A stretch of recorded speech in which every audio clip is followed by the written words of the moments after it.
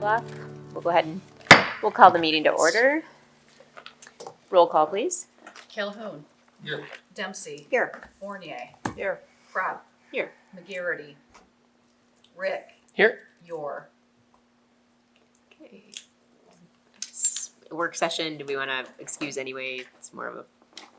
I make a motion to excuse McGarity and Yor. Support. questions, comments? Call the roll, please. Calhoun. Yes. Dempsey. Yes. Fournier. Yes. Crop. Yes. Rick. Yes. Okay, this is the portion of the meeting where we invite the public to address the commission. All that we ask is that you come to the microphone, give us your full name, residential address, and you abide by our 3-minute rule. If anyone would like to address the commission at this time, please come forward. You're the only one here, Mickey. Everybody look at one person. All right, seeing none, we'll move to city business, and we are here for the South Main Building Assessment, and we will first start with Mr. Shipman.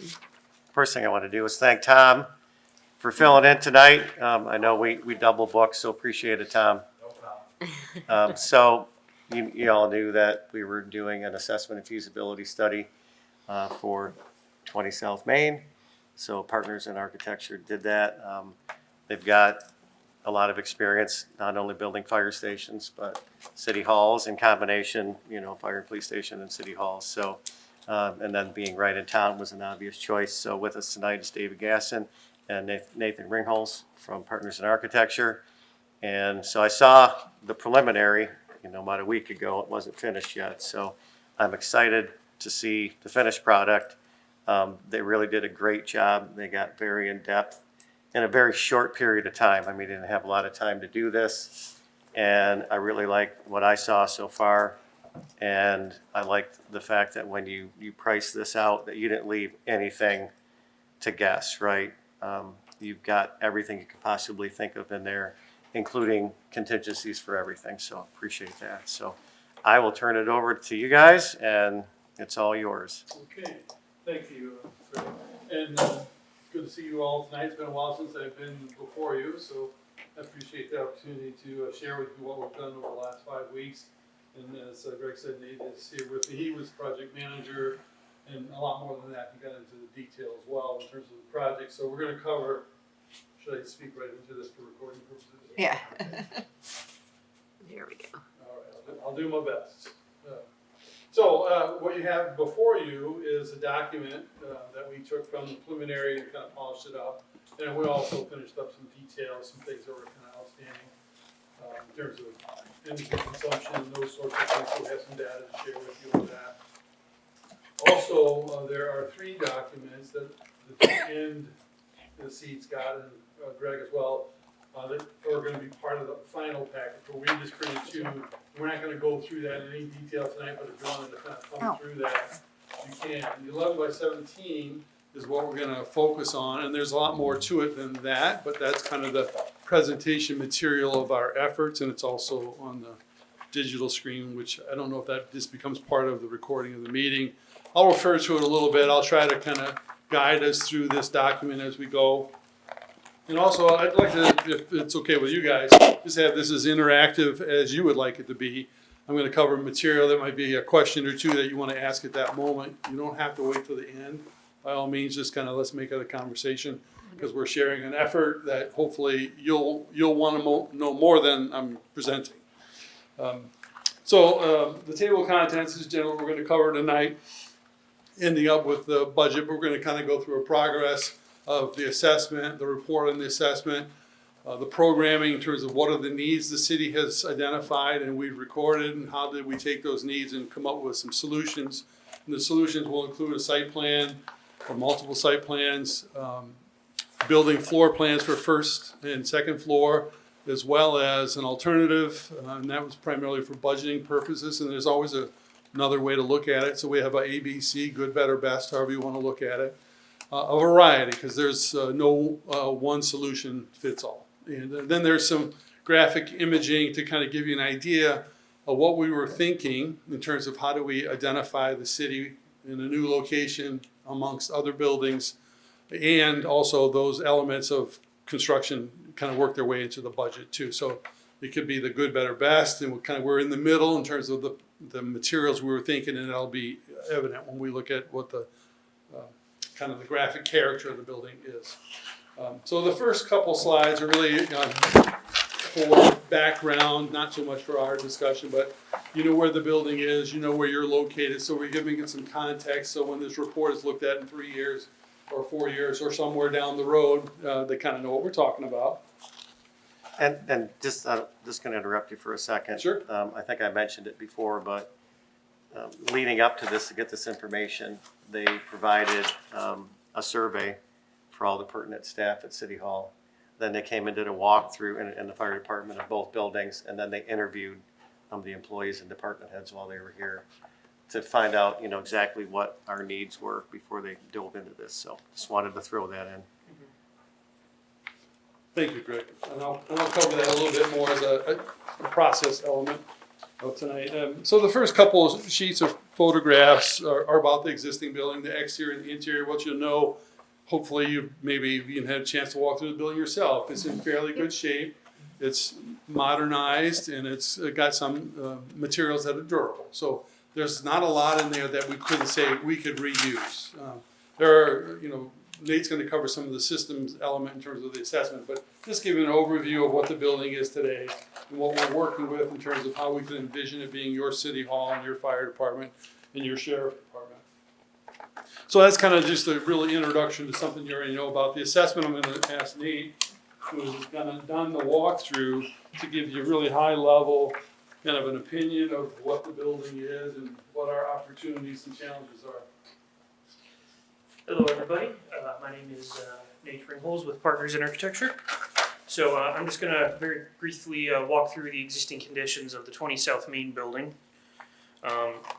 So I'll kind of hit some of the red flags, some of the ongoing maintenance issues very briefly, and you can ask questions if you desire. But the general building size is approximately 21,000 or 26,100 square feet between 2 floors. As a comparison between the fire station and City Hall, you're currently equipped with approximately 41,060 square feet across both of those buildings. So it's about, it's not quite half, but approximately half the size.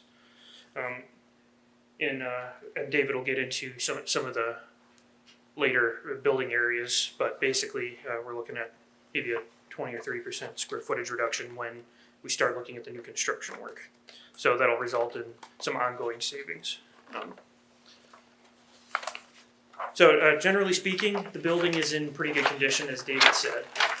There are some ongoing minor issues like building cleanliness and an insect infestation and things like that that have merely cropped up from the fact that Oakland University is no longer actively occupying the building, as far as I can tell. So it's the sort of thing that wouldn't happen in a building that's occupied.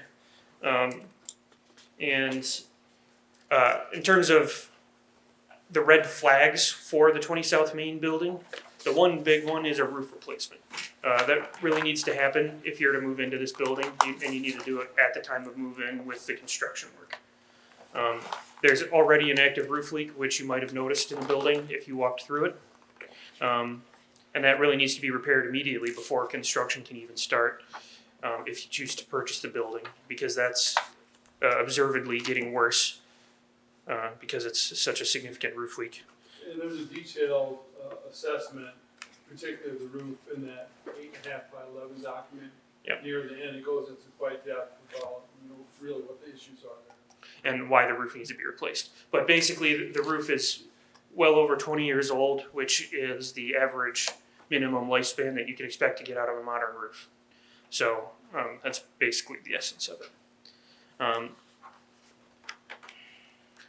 The other ongoing maintenance costs that you can expect to find in the building are related to some sealant repairs and things like that. The window system in particular is quite old, and that may be a future expense the city might want to consider, but you don't have to replace it immediately to move into the building. It would just be something that would reduce maintenance costs moving forward if you were to save up for it. It would improve on energy savings. It would reduce water infiltration and minor little irritants. In terms of the masonry and all of that, that's all in pretty good condition. There's a few areas where you can see that sealants are aged, so if we were to move in, we would peel all the sealants off the building and replace those. And then there's a few other minor issues that stem from the age of the building. Some of the door hardware on the building is no longer code compliant, and when we go through the change of use to the new occupants, we would be required to upgrade some of that. Interior on the left, you'll see the roof leak. This photo was taken on our first site visit. It has since gotten much worse than this. Just so if you do purchase the building, one of the first things the city should do is go get a roofer out there to fix that. Real quick. EPDM, that's just the roof in general? That's a type of roofing membrane. It's black rubber. Oh, okay. There's other roofing products out there. EPDM is by far one of the most common, so it's not a non-standard roof or anything. It's just old. It needs to be replaced. Thanks, okay. Exterior wise, again, the building isn't in terrible condition. It's pretty good. The exterior paving is starting to show its age. There's some landscaping damage. Some of the exterior benches are showing signs of age and damage. And we also noted that there were some exterior building utilities that'll have to get moved if we go ahead with the fire station addition.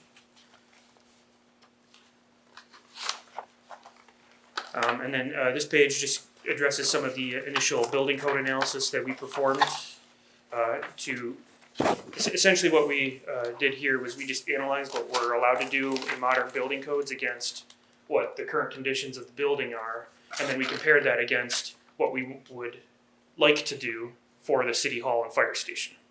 So that gets into floor planning and exterior design decisions. Okay, thanks, Nate. Well, one of the things as we ended there on codes, something unique that we have done probably within the last 10 years, 5 or 6 previously completed, now currently working on 5 or 6 others, which is a storm shelter for essential services buildings, EOCs, fire, police, that sort of thing. And we have done many of them, but now it became a code requirement as of April. So we kind of hit the ground running, kind of including them in our fire station type projects, and with the sheriff and fire, and a renovation project at City Hall, seeing that they're within 1,000 feet of each other. Now, that component, storm shelter, a place of refuge for occupants, would be in compliance for all of the building, including City Hall occupants. So that's a component the code now requires that we would include. And you could kind of argue it a couple different ways. Our position is we're a proponent of adding it as an essential service building in an urban area, downtown, etc. There's a lot of good reasons to do it for this kind of building, and now the code is kind of saying you have to do it. So that's part of what we're including or contemplating as part of your new building. So And that all stems from the trend of increasing extreme weather events. yeah, exactly, which we have seen many of. I'm going to go to the next slide after that, which basically says mission statement. And Greg mentioned earlier that the process was we interviewed some user groups, and did a questionnaire across all departments, got their feedback on their space, what they do, their role with the city, and use that for our information in terms of guiding us through the programming process. And when we start, we want to have a couple other guardrails. And one is a mission and goals and objectives to support that mission. I won't kind of read through it here, but the intention obviously is to, for the city hall and fire and sheriff as well, is to have a building or a place that your citizens are easily oriented to what they're trying to find. So you'll see that throughout all 5 goals and objectives for fire and police. Create an active environment for the building in terms of bringing it downtown and updating it and really providing a safe place for not just those that work there, but the citizens that visit there. So that's kind of the overriding theme. Each one has their own nuance, but those are guide points for us when we're finding a solution as well as the program. So the program itself is really a written document. If you change the page, I have a kind of a summary of program areas, and those were kind of boiled down from about 5 or 6 pages of spreadsheets, which were a space type, your current area of that space type, if you had it, some of the spaces you don't have, that you really should have moving into the future.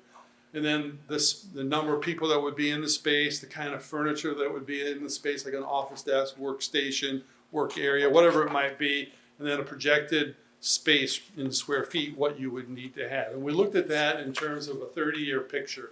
What will you need now is one thing, but what you will need in about 30 years needs to be contemplated as well. So we have a 30-year picture of your programmatic needs in terms of space. And the spaces relate to each other, whether they're public or private or secure or not. We kind of put all that into this matrix of information. And then we develop a program. So the highlight of it is we have public spaces, administrative space, clerk space, assessor, community development, finance and accounting, treasury, purchasing, sheriff, and building and staff support areas. And that really is break room, receiving areas, storage rooms, infrastructure, things like mechanical, electrical, IT, and data kind of things. So all those big titles have about 10 other things below them that equals those square feet. And then we came up with about 17,300 for your city functions. In addition to that, there's circulation and infrastructure space, like thicknesses of walls aren't included in your space, but you need it. Inside walls, outside walls, or duct shafts, that kind of thing. So there's more square feet than that. So, and you'll see at the end there'll be a delta between the program, let's say 10 square feet, and the building is 12 square feet. Well, why do we have that discrepancy? It's that infrastructure, circulation kind of space. So don't get worried or tripped up with the math differences. It's a necessary thing of a building. So the city hall is about, total program area about 8,000 square feet less than what they currently have in this building. Yeah. So, and that's accomplished, thank you for that point, Nate. So that's accomplished by, this building was something else and has transformed over the years. But the other part to that, and that's what I wanted to take from Nate's comment, is there's a creation of efficiency in working with that building as compared to this building, multi-levels, and maybe there's not the connection between one function and another function. You have to have spaces in between. So we were able to create some efficiencies, and I think the number was about 22% when we looked at the comparison between current and projected. And the projected also has additional spaces they don't currently have right now, but we know that you will grow into them, or they're needed right now, you just don't have them. So we created some efficiencies.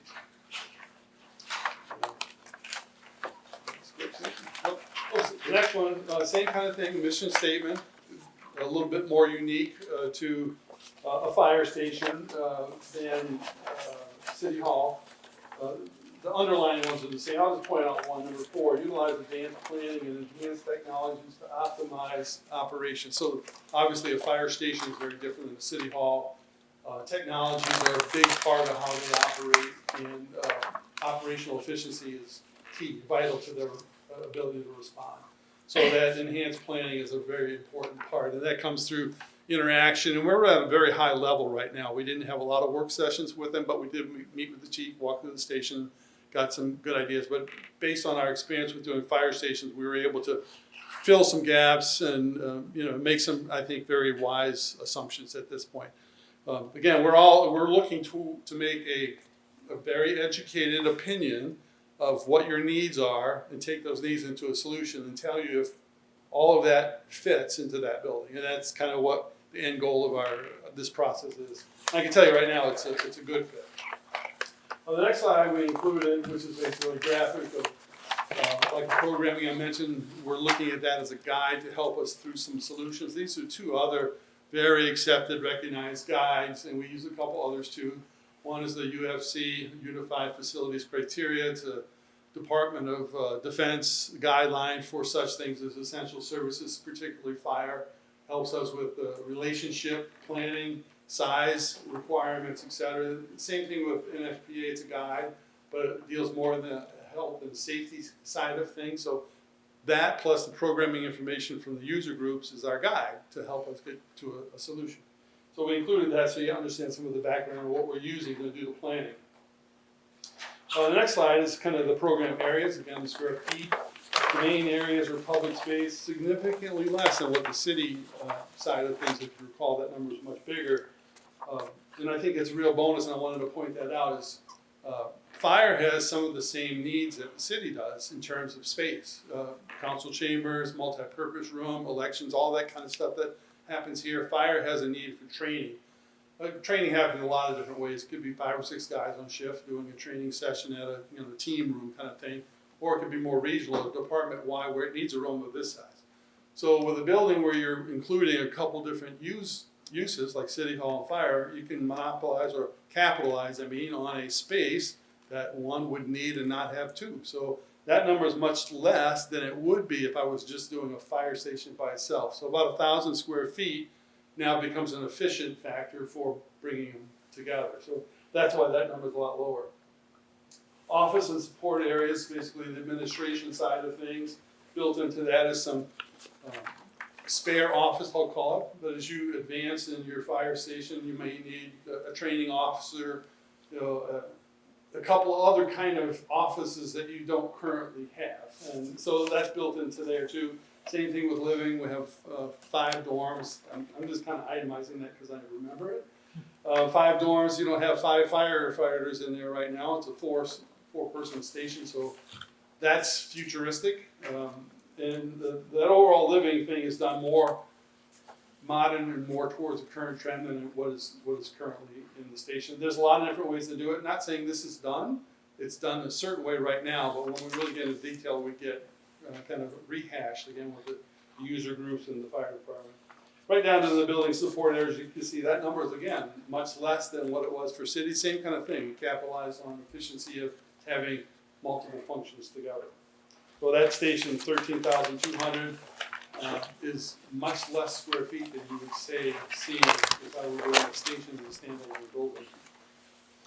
Dave, can I ask you, with Sure. the fire, when you're doing the fire department, are you also looking down the road for separation if we have a female firefighter? Great question. So I didn't go into that detail about when I talked about dorms. So the current trend in dorms is gender neutrality. Right. Again, which could bring some efficiency in square footage. So there's a locker room. This is a locker room. So all the lockers are in here, male, female, no separation. But you don't change in the locker room in today's most of today's stations. You take your personal gear and you go into a private restroom Okay. that may be right behind that door, and you do your thing. You come back out. So that square footage of separating male and female, bringing them together, is a efficiency factor for a fire station. And then the dorms are typically now a single room, door closes, locks, and you're in your room. You're not in a bunk room. Although some stations, I think like this one, is more of an open Right. dorm room. And there are, even new stations do that. We were doing one for St. Clair Shores, where that's what they wanted. They eventually moved a little towards the middle, but the initial thing was, no, we just want a big room for everybody to sleep together. And after showing some examples, and they network with the chiefs, all network, and they kind of found some wisdom in doing it a little bit more gender neutral, I'd say. But a Thank great you. question, Barbara. Appreciate that. Thinking of switching careers on us, but Pardon? thinking of switching careers on us. You never know. So going to the graphics now, we have a site plan, as I mentioned, as we started. This one is a site plan more global, not just right around the building, but a little bit of the road network on how you get to it. I mean, you're familiar with there. We're not changing any roads, but we had to find the appropriate way to separate circulation, vehicle circulation, as well as walkers. The fire station situates itself where you have land. And the one thing you'll know, we didn't do it orthogonally to the existing building. We kind of tweaked it a little bit as an angle, made it perpendicular to Main Street, which is a good thing. But we did that with more purpose than just perpendicular to Main Street. We wanted to have the parking lot, which is the main place where people are going to come to the building from, up to the north or southwest. We tweaked it so the entry to the building would have some separation from the fire component that's being added to. We even reoriented how you get into the building. Right now, you really walk more northeasterly from the parking lot to the entry, if you know that walkway out there. So we kind of rotated that so you're now coming from the northwest to the building, really to separate so people don't think, well, am I going to the fire station or am I going to City Hall? And we did a little bit more placemaking. You can see that circular plaza there with one of the monuments from current City Hall site would move there, flagpole, and a little seating area. A little bit of placemaking. Make it not just I'm going to City Hall through a sidewalk, but a little bit of a juncture. I've left the parking lot, I've entered the Memorial Plaza, now I'm going to City Hall. And we've also looked at the vegetation around City Hall, and that I'm calling that City Hall. Remove some trees right at the frontage, so you're really going to be able to see the building. It's really about identifying the building, one, identifying the entry point, two. We don't want them to get confused and walk into the fire station. And that's the whole thing about tweaking some angles there. We also looked at where would they, how does parking change? Because right in that area, there's handicap parking. Obviously, we wanted to put appropriate amount, and I think it's a growing number no matter what code says. More is better in terms of handicap parking.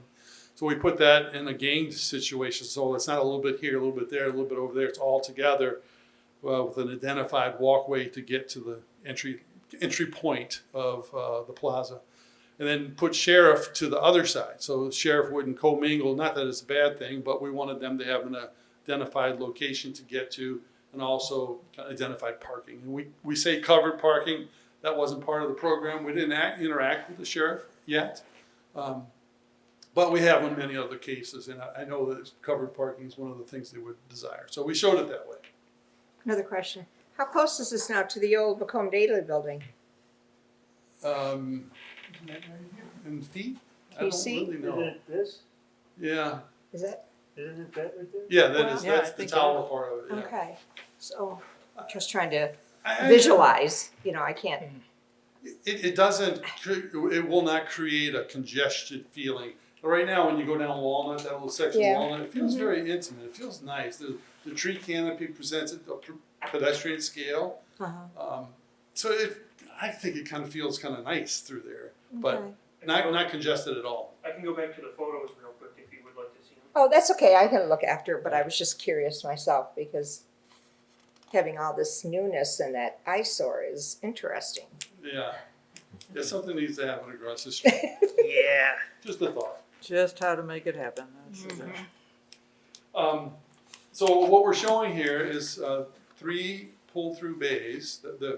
The red, pink is the addition. The purple is the existing footprint of what's there now.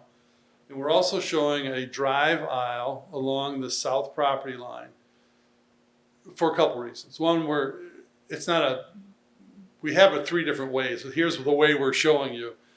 This gives you a chance to get off of Main Street and back to the parking lot without interfering with the fire apron, which we would never want someone to get confused and think I'm going to the parking lot and I'm going through the fire apron to get there. Right. That would be bad.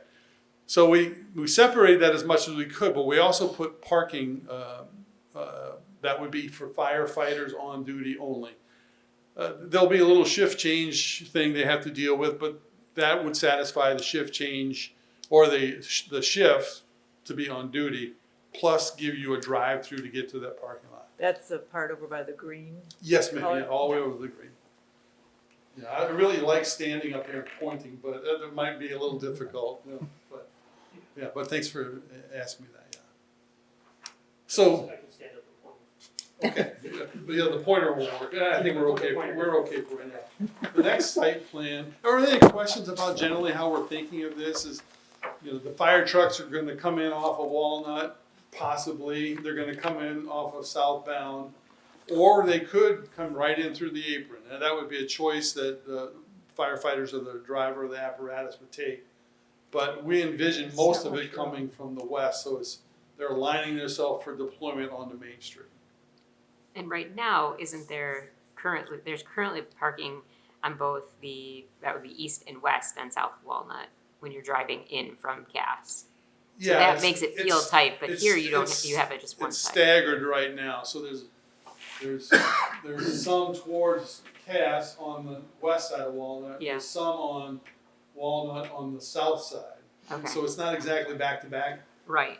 but And I think there's less there, right? we Is what would you envision it staying like that and taking some parking away from it. And as it nears the west apron of the fire, we'd take some of that parking off of Walnut. One, not to put somebody in harm's way, and two, to make it easier for the I was firefighters to gonna get back to say, the station. otherwise, that's pretty, not very wide. It's I mean, wide if- enough. Is it? Yeah, we're not gonna be able to do any training maneuvers on Walnut, but you can certainly get from Cass or from southbound to that apron. Yeah. Yeah, we have a little tool in our computer that does the geometrics on how certain vehicles can maneuver. And it's a very good tool. You just drop it and it tells you, will it work or not work? So we know it works. It'll be congested on Cass at certain times of day, at certain time of the day. We're currently going on Dickinson, you know, the traffic isn't that bad, but Cass Avenue, Can be.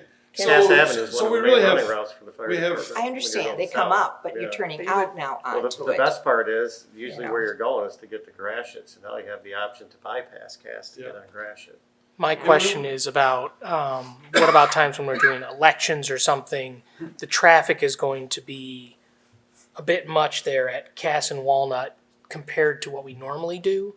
So that is something we'll have to kind of work through plans on how to not have a giant Yeah, mess there. To your point, Eric, there's a lot more work to do. We're way up here and doing a test for fit and trying to conceptually say, will it work Right. or not work? Mm. And like I said, I think we have 3 or 4 other site plans that we're not showing you. Right now, we have 3 points of entry to get to the fire station. And we're really trying to separate it from pedestrian walkers, pedestrian cars. Sure. Another idea, which we didn't put on paper, was coming directly from the west right into the app base. So we'd be adding a new curb cut on southbound, which we looked at that, and then we looked at the budget. We said, we'll talk about that later, because it's an added cost that we're really trying to fight the Yeah. bottom line too. Got the bus stop there too, on Gratiot. Yeah, a little north of there. We're free from that. On Main Street is what Yeah. I'm thinking, you know. That's like right there. Yeah, Main Street, it's probably 200 feet away. Yeah. Or it's comfortably far enough that no one It's would not worry. quite, okay. Yeah, the bus stop on Main Street is at that little triangle. Right. I was just gonna, the buses Yeah, there's there and the. A lot of variables that need to be still Right. considered, a lot more than we have had time so far. We're just thinking ahead. Will this still be the polling location for the people who vote here currently? It'll be Yes. at the new city hall. I mean, yeah, sorry. Yes, okay, thank you. Keep it here. So the next plan kind of zooms in on it, and I kind of talked through all the points I really wanted to cover here, but it gives you a little bit more of a zoomed in view. And I guess I probably wanted to point one thing out more than anything else, is the orientation to the visitor to City Hall is clearly separated from a mistake of going into the fire. There's a destination, which is this plaza. You get there, the only place to get into City Hall is obvious, which was critically important to us. Okay, so we're doing some floor plans now. The next one is, any questions before we move on? Yeah, one quick question. I mean, I know it's not set in stone, but if the sheriff's park here and their entrance is here, isn't that quite a distance for them to go to get to their cars? It is. And it's unavoidable, I think. I don't think, unless you guys can take the north side or the west side of Walnut and say, that's ours. We can.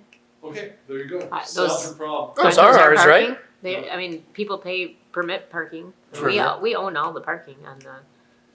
Okay, Okay. I didn't Yeah. look That's at what that I in was- detail. I okay. know there are meters on the east side of Walnut. I didn't look on the.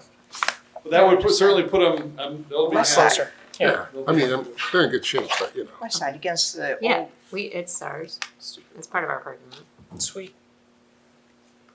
So the next plan is I'm the trying to visualize, I'm not good at. first, Yes, you is the ground level. Well, I'll try to call out something that might be hard to distinguish, but there's 2 pinks, a darker pink and then a lighter pink. Okay. Oh, The there is. darker pink is the new square footage being added to the building. The one other thing is at the lobby area on the top of the page, you see the little red arrow, it says main entry.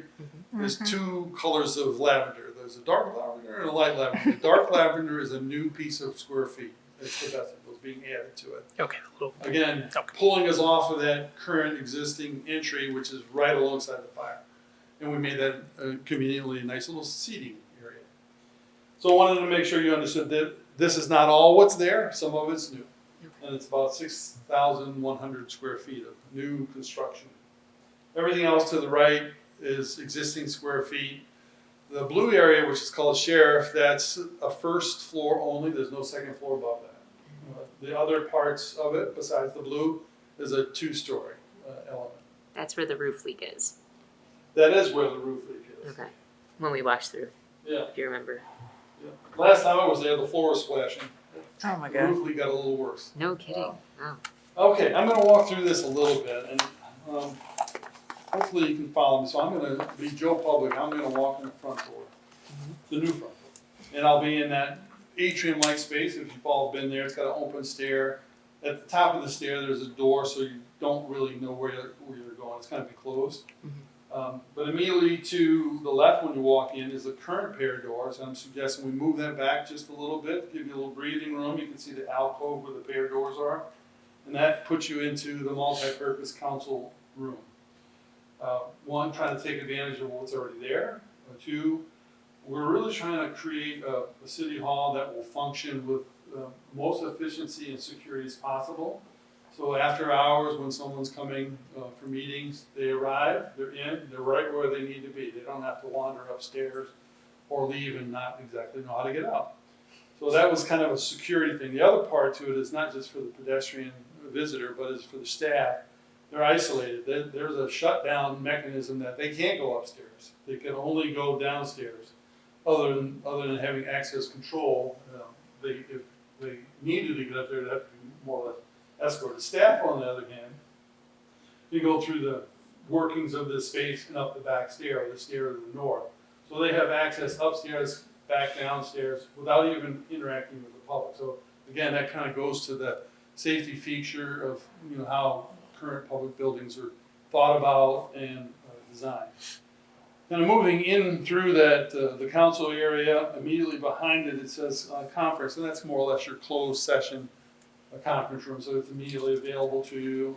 I assume one of these doors leads you to We have to wait for the public to leave. We have to close the doors. We don't have a separate closed okay. session. So Well, that was the purpose of that, so you wouldn't have to, and then Makes there's sense. storage for seating and tables, et cetera, if you're gonna make that a precinct for election time. Likewise, just kind of carrying on with election time, the conference room could be used for election volunteers during that process. Right behind that is secure election storage, so it's immediately available to the precinct area or the multi-purpose room. There's also a little host area there, a little refrigerator, counter, a sink and microwave, not just for any kind of event, anything that's happening, whether it be council, elections, or some kind of other civic something happening there.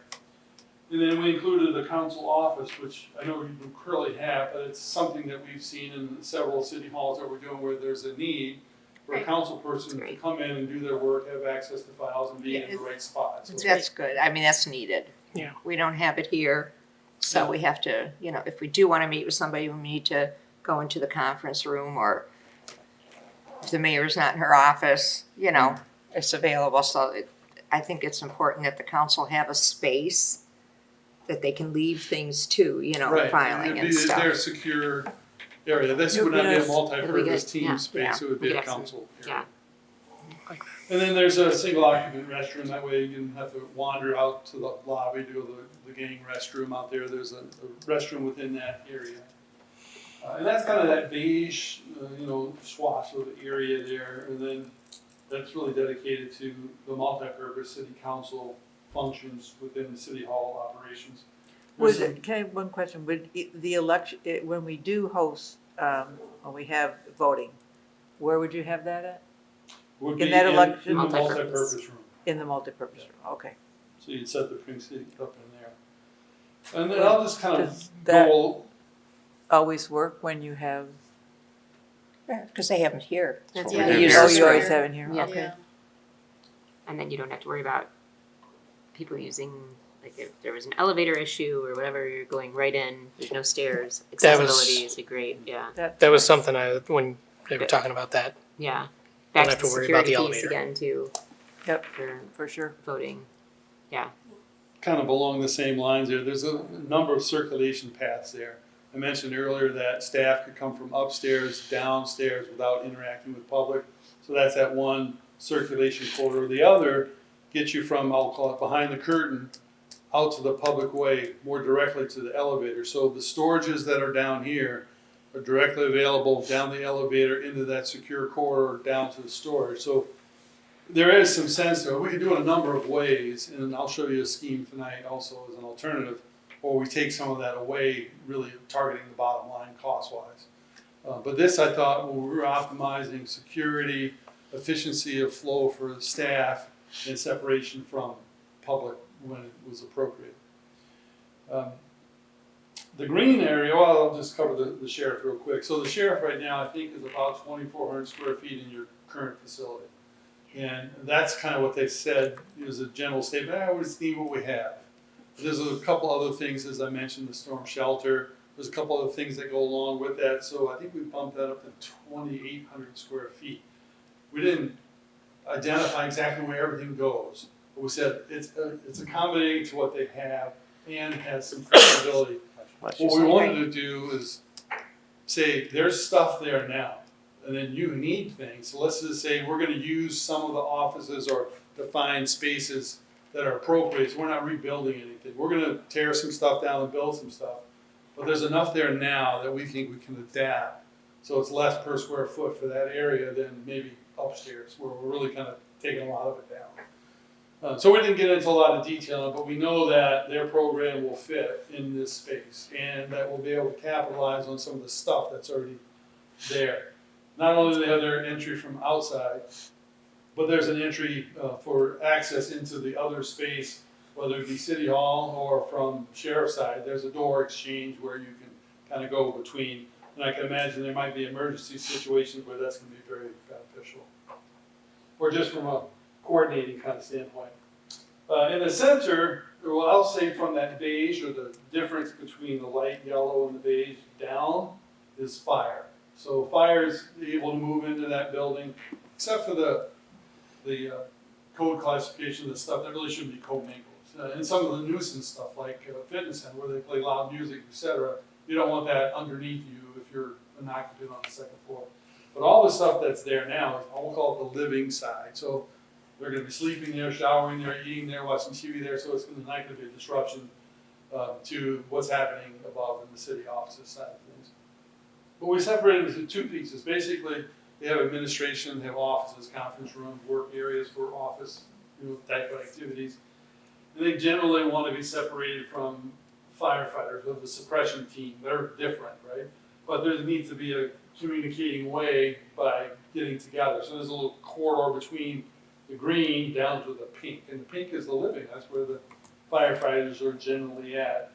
And the circulation there is key. The key is how quickly can I get from wherever I am onto a fire truck. So there's a very simple straight path.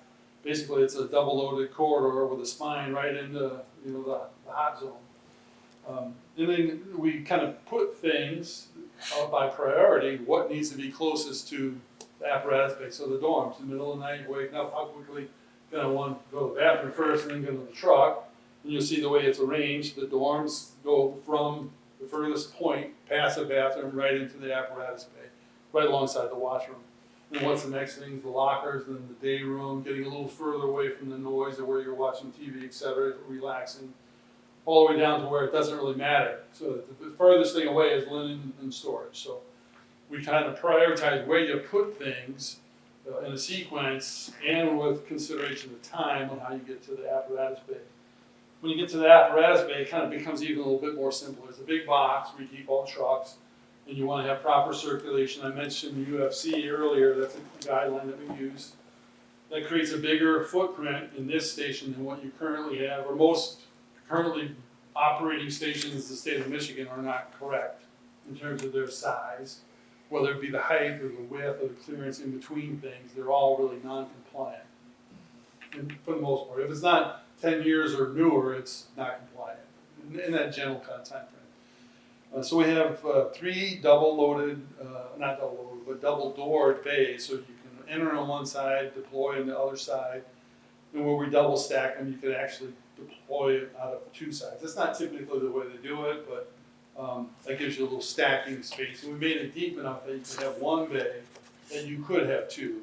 Generally, we'll size it for the biggest vehicle, which is the ladder truck, and that's how deep your bay is. In this case, we made it a little bit bigger.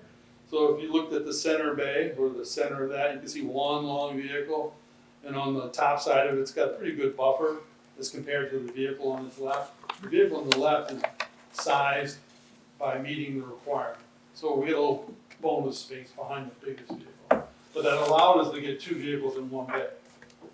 So they enter on the Walnut side and they leave on the street side is the general rule of thumb. Correct. Yep, that's correct. Yeah, no, thanks for pointing it out. And on the extreme side, all the way to the left, good design, we've put all the, I'll call it, dirty side of things, where the contaminants come, the carcinogens come into the station. And in good design, you have a decon chamber that has a sequence of getting you clean before you go into the clean side of the station. So you can gross decon at the site, kind of clean up yourself. And when you get back to the station, you take your bunker gear off, you wash it, small hand tools, gloves, hats, all that kind of stuff in the decon room. And then you take it into the next chamber, which is when you really wash it. And then when it's washed, you take it to the next sequential place, which is where you hang it to dry, or where it's put for you to be able to use it when you show up for shift. That's the PPE locker room. And on the very end, we have EMS. So there is a place to store, secure medical supplies, sometimes medical props for training, that kind of thing. You'll put that all in that area. Then you have the whole bay. And on the other side, we have some of the things we're going to be interacting with mostly, which is I'm in the shop, I'm doing a little something, I'm in the SCBA room, I'm tuning up my air gear for the next event, and then storage, and then immediately above that, and then the mezzanine level, because the bay is 22 feet high, we're capitalizing that high area you've already built as a fitness place, again, outside of the office envelope, so your noise is separated from day-to-day operations. So, Okay. so that's kind of the way that 6,100 square feet works out. What's a fire riser? Is that just in the wall there, or what? That's the fire. Great catch. So that's an existing part of the building where, for the fire suppression. It's a bigger room than that now, but we kind of tightened it up just to really narrowly keep what's there, so we weren't trying to move some of the infrastructure. And I'll back up a little point, because Nate made a good point, which I didn't add anything to, was on the site, there's, to put that new addition there, there's a couple catch basins there, maybe some telecommunication boxes, but there's a lot of topography. It's about 4 feet, so we're gonna have to move only 2 structures, which isn't bad, but it accounts for a pretty good chunk of money in terms of getting the pad or building pad ready for a building. But all in all, I thought that was, I felt fortunate that there wasn't a whole mess load of stuff out there. So that kind of covers the ground floor. Is there anything, any question-wise that you guys wanted to hear more about? I don't think so. It's a lot to take in. Yeah, it is. So I'll just recap, So, which I think is when- important. They come to pay their water bill, or That'll be all upstairs. that's all upstairs? We're gonna do all upstairs. So on that point, great thing, segue for me, Laura. So we have the elevator lobby, which we're trying to create more like connected to the big box, which right now you don't really get it. You walk in like, where do I go? Yeah. There's doors everywhere. Agree. So we're removing the doors that separate that big open space to the elevator lobby. Make it feel more like you have arrived somewhere, right? Yeah.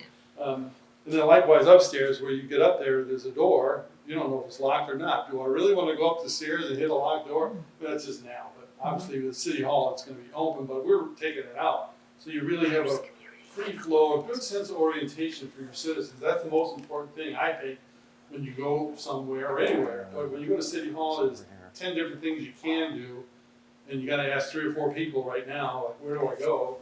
You want them to be able to stand someplace, oh, I go there. It's clear. Exactly. Yeah. So when someone comes in, they're gonna see the stairs, see the elevators, and they're not gonna see anywhere else to go except up. So and there'll probably be some signage and that kind of thing that helps them along the way. Okay, so I'm gonna go upstairs now. And I've just walked up the stairs, that little yellow box that says stairwell. And you can see the wall is removed, and now I'm kind of just move right into the space. And immediately upon kind of going through the threshold of the stair, I see everything I need to see. I see 2 service counters, a nice glass wall into a conference room, all signage telling me every department I need to go to. To do that, we had to remove a big block that's there now, which is a restroom, kind of is needed, but it's right in the way. So we took it out. The next scheme I show you is gonna leave it there. Again, it's gonna hit the bottom line and save some money. But we were trying to go for, when I used that good, better, best scale earlier, we want to be in a better zone. We don't need to be the best, we just don't want to be just good. So by removing that, I think we create a long-term solution that everybody will appreciate that, wow, we have really created a space for our citizens where they have a sense of arrival. When they get to this point, they're gonna say, wow, okay, I'm at City Hall, I can do everything I need to do. And that was the whole intention with, you know, doing some things that cost money, but we thought for good reasons. So that purple area upstairs is, if you, have you all been upstairs? So you can kind of see this kind of an open lobby light field up to it upstairs. We're foreshortening, because we need the square feet, we can't leave that whole thing, the full length of the building open. But the terminus of that lobby is a glass wall where you go for public conference room meetings, which could be used for all kinds of things, but community development needs to have meetings there. The mayor, city manager may need to have outside agencies come in there. That would be the place that those meetings would more than likely happen. And I think everyone that arrives as Joe Public or Joe Visitor is going to know that's the place they're going if they're going there for a meeting. And it's securely separated. You can see there's a couple doors, the right and left of that center conference room that gets you into a secure circulation. You're only let in there if you're invited. And if you're invited, you're probably going to one of those 2 conference rooms. One that's immediately part of community development, which is on the top side of the page, or the one down on the bottom side, which is a lot of different departments, clerk, treasury, assessor, finance, etc. But you would be escorted and led in there, but you wouldn't be led into the workplace. And that's the important thing here is you're semi-led into the building to conduct business, but you're not led into the workplace. We really want to have a separation of staff and anything public, and that's kind of why that's set up that way.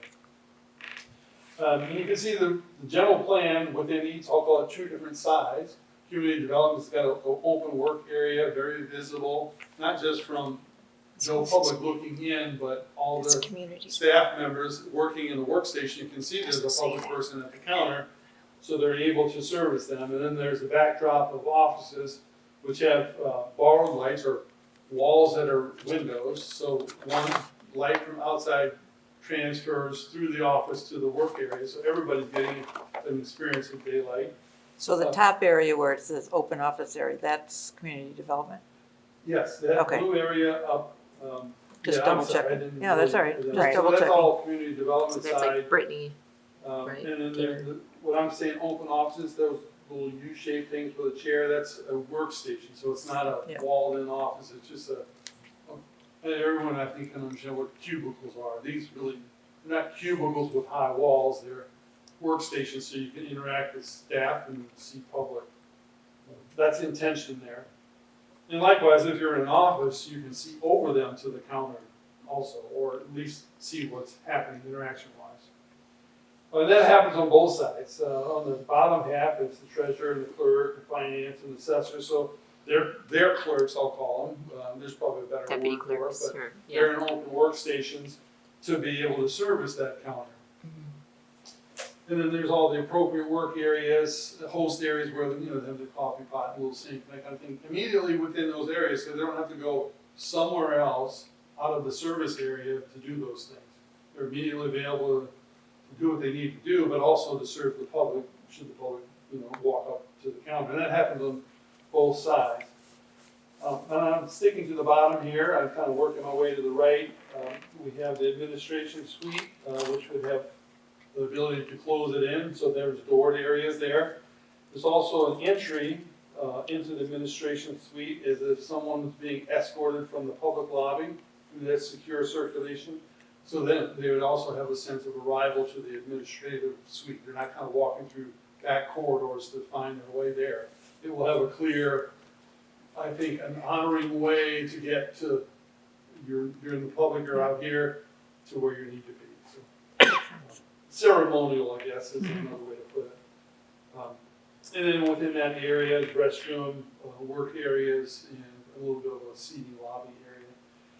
Centralized to both sides, I'd say centralized to the clerk, treasurer, finance, assessor, and then also to the other side by that corridor. So we're kind of in a unique juncture of the building layout. The centerpiece between the two secure circulations, or areas we say, one, the focal point is the conference room off the lobby. That was a given for us. And the other things that don't either require immediate daily access or don't really benefit too much by outside light. You know, the conference room at the bottom or to the far right, it would be great to have some light in there because it is a conference room. But that one was positioned more immediate to the administrative suite, so they can easily kind of identify that as theirs. It would be open to all staff, but I think having it there gives us an ability to, make it feel like it's there if they're bringing guests in. And having that number of conference room also gives some flexibility to use from the clerk's office for their various things during the year that don't need a dedicated year-round space. Having all those spaces in that immediate area really gives some flexibility for proper function for that department. On the other side, I'll just walk down that same thing with community development. Number of offices that were required, number of open workstations were required. Conference space, they have a lot of development sessions where they're bringing outside contractors, developers, and they have those sorts of meetings. So that conference room made a lot of sense for them as well. They need a bigger work area, and that you can see that's much bigger. They have large format plotting and printing and storage materials and preparation for preparing things or laying out after receiving things. So that work room is a little bigger than others. And then purchasing kind of identified, I could be in the back sort of thing. I was just reading through the offered material, so I interpreted they have some flexibility where they are, but they needed proper receiving space, get something unloaded, understand what it is, put it in the proper place for storage. So there's a sequence of little spaces that go along with that, which were identified in the program. And then right to the right of that, the break room, which is, again, centrally located to both spurs of the north and east and west side, but also puts it to an outside wall where you, at a second level, you can actually put a door out onto the roof and have an outside space to the break area without having to go downstairs and interact with all the things that are going to be happening, in the downtown area. This gives it a little bit, I'll say, secure and comfort if you're going to be outside the little table and break area. That was So the break room is outside? The break room is inside, but has access to get outside on a patio area. Okay. So the tables and chairs will be inside, counter sink, refrigerator, that kind of thing, cooking appliance, and then outside will be a deck and tables. So you just have some outside space. That was the thought there. Okay, and one last thing I'll point out is you can see all the top left fitness area, which is fitness room. It's kind of like, why is that there? That's the mezzanine from the fire thing next to it. So it's outside of the work area. Even though it's connected, it's in the space of that's called a lobby, and the people in the lobby aren't going to care that they hear some nice music going on while the firefighter's working on. Any thoughts on or any reactions to this second floor? I'm just thinking that, I'm sorry. Go ahead. Thinking out loud. Yeah. I'm just thinking that the council, the office space for the council, or for the commissioners, should be on the second floor. Because if they come in and need to, most likely, you guys can correct me, a lot of times they'll come in, they're gonna meet with the city manager, or they may have questions or whatever. If they're downstairs, then they gotta hoof it upstairs. So why not make something upstairs with them, where they could be? That's a great point. Great point. I mean, I won't be there, but Excellent point. looking out for you. What's the wellness room supposed to be? Well, wellness is a space that's happening in a lot of public facilities for staff only. We call it a mothering room, de-stressing room, place to get out of whatever situation you might be in that's really making you uncomfortable for a minute or two. We also are required by law to provide areas where people can breastfeed. And it has to have a closed door where it's lockable and it has some requirements. Yeah, and that's I was really just thinking what that instead could of be just the calling it a mothering room, making cushion. it females only, we call it wellness. So in there would be a recliner, a little counter, refrigerator, sink, and that's just a relaxation area. I was just thinking of the commission, it could be a place for the commission room, because you've really got this side is pretty much mapped out. There's, the offices that are over here in community development, are those identified for people? They are, yeah, they are. There's always a risk when I say where somebody's gonna sit, so I just say office. Yeah, yeah, that could be, Do we need 4 conference rooms on the second floor?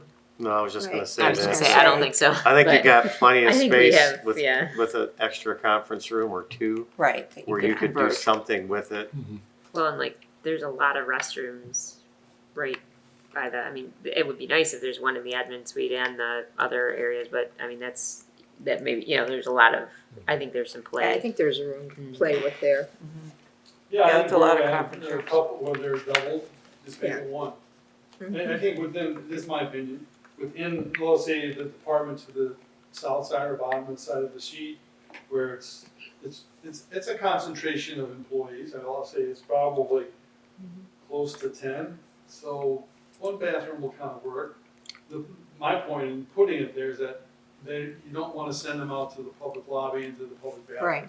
Right, exactly. yeah, And that makes sense to me. this whole plan evolves around the concept that you want all staff to be able to interact, but not have to go through the public to get there. So no worker would have to leave the secure side of City Hall to go see somebody else. No staff would have to leave the secure side of City Hall even to see a public person. They bring the public person into the semi-secure central conference room. So Yeah. they don't have access to the working side of the building. And more and more that's becoming uber critical to the way people feel about their workspace, whether it's a city or a corporation or whatever. Yeah. It's, having some, if you can't, you gotta have a really good second way out. And this building, it presents that. And the second way out is that it's stair to the north, which really gets you downstairs, which is, I think, a nice interaction to when you have functions like this. You could come right down from your office and not have to walk through that whole corridor, which is, And if- again, yeah. a safety factor. I always say I have to add an additional half hour to try to get out of the building because my office currently is in the back and there's a lot of people who can stop me along the way. I got just one question. Wait, 1 minute, and it's like, so that would be nice. You could go around and take. Yeah, no, there's still people there, Spencer. They're paying their bills. They're Yeah. upset. Yeah.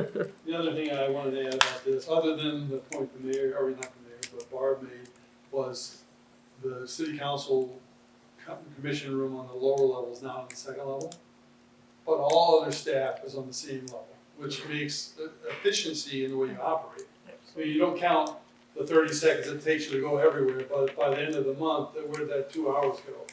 It's kind of eliminates some of that wasted time that you don't even think about. Right. So, that's that point. Working backwards, we had a budget, or an estimate at that point, so we said, how can we make this cheaper? So here's the way. What you're seeing here is both the first floor, or ground floor, and the second floor on the same sheet. Ground floor is to the left, second floor is to the right. What you're not seeing on the ground floor plan is the added fire station. Let's say they added fire stations again. That's the minimal needed space.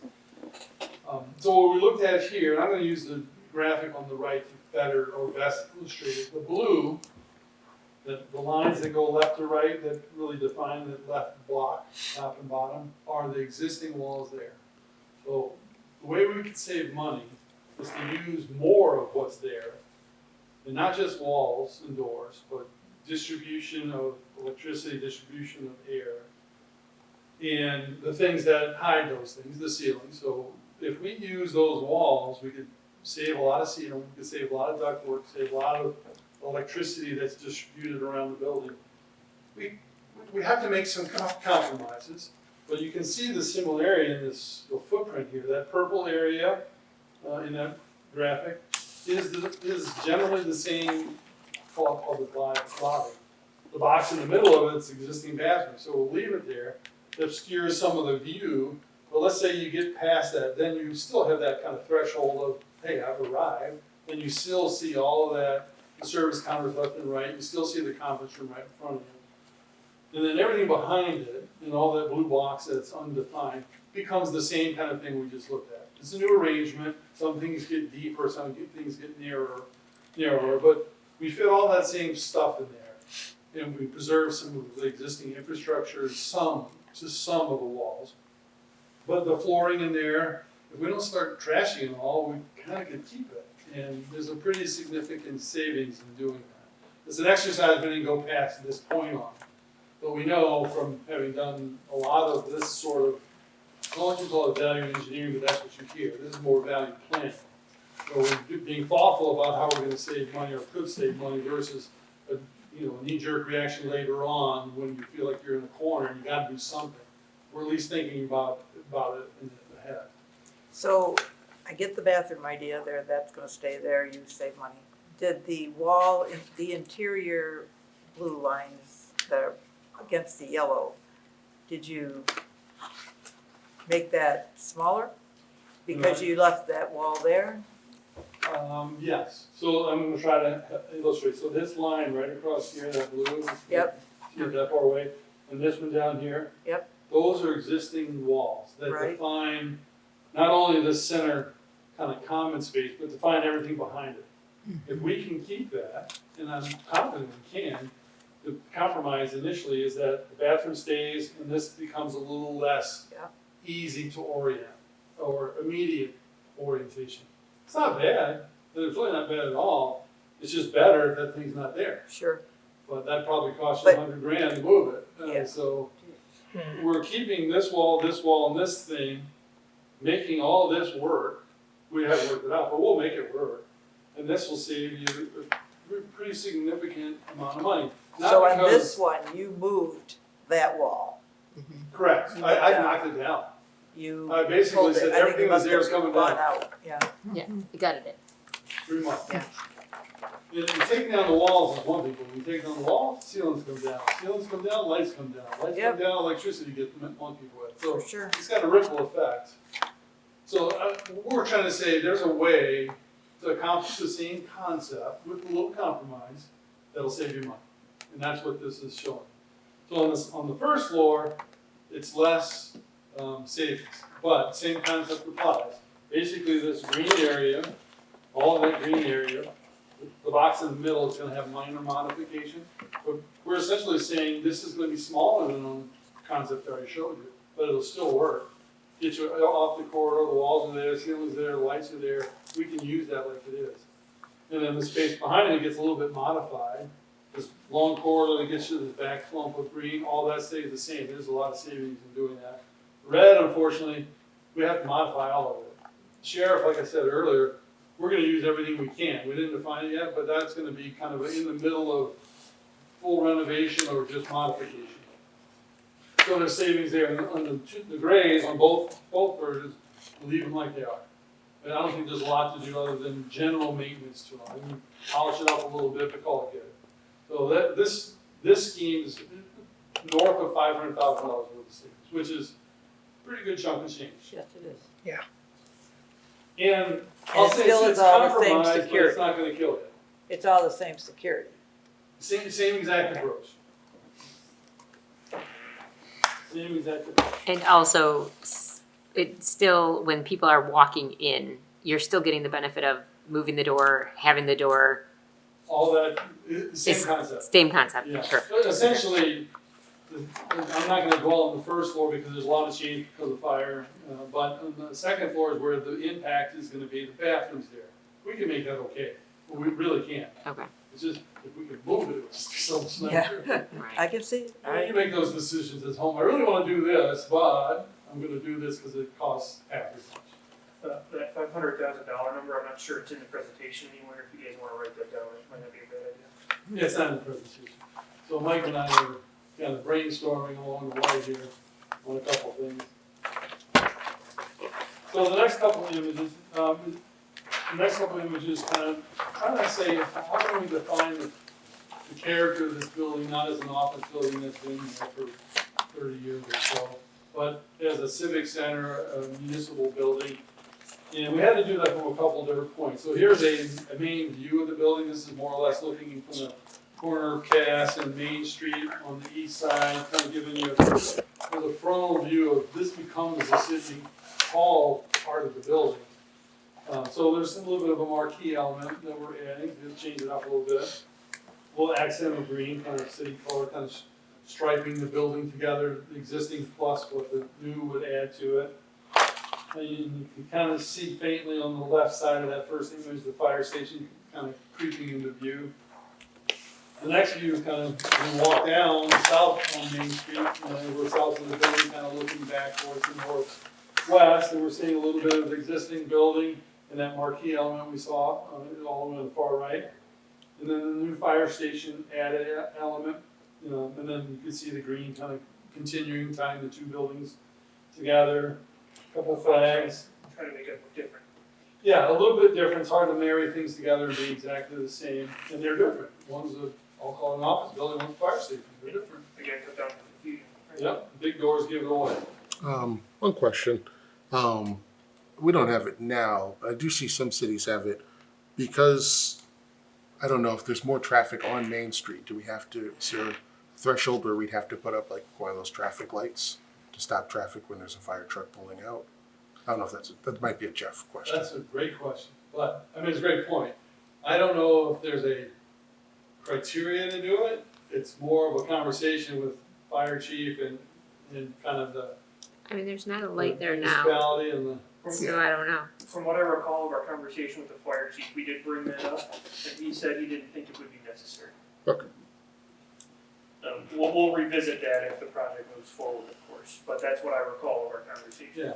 Yeah, if it's, Yeah. generally where I've seen It it would be done, I've done supposed it to a couple times, if the fast Cash moving and street crash. that you're moving onto, we put it in. So that light would be close into the other light that's on Cash. Right. Or maybe It's Yeah, so you'd close. be, you'd be better off Yeah. getting with the county and working something out with a light that's existing, because they do have a feature you can control that. Yeah, as an example, we're working on a fire station for Canton Township right now, and it's on Michigan Avenue. Michigan Avenue is 55 to 70 miles per hour speeds, and there is a traffic signal going in there. Yeah. That makes sense. Yeah. Yeah, fast moving. Basically a highway, right? Yeah. So, moving on to the next image, we're rotating around the building, now we're standing in the public parking lot, and we're looking back at the current entry to the building and the new entry, which again, the real goal was to orient the pedestrians, where do I go, do proper identification, and again, thematically, that green stripe kind of carries around the building. There, and it gives you some cover going into the building, which I don't know why, it doesn't exist right now, but gives you a proper place to enter the building. So what do you think? Interesting Yeah. So it's exciting.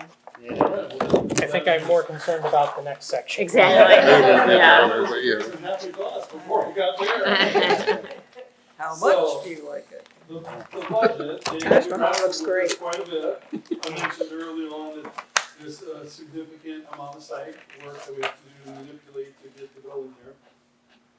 Building addition, building renovations, pretty hefty number. Guess Gloria was off a little bit. Yeah, right. Not much, no. She said that. Contractor costs, and we didn't get into a lot of detail, but contractor costs can be looked at a lot of different ways, and depending on how you deliver this, meaning how do you build it, that could vary quite a bit, enough that'd be favorable to do it one way or the other.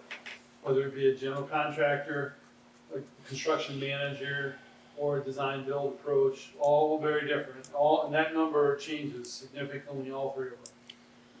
So there's a time down the road that you need to even begin to think about that. Right now, you don't really, it's not a decision at this point, but there's a way for you to improve the numbers by making choices.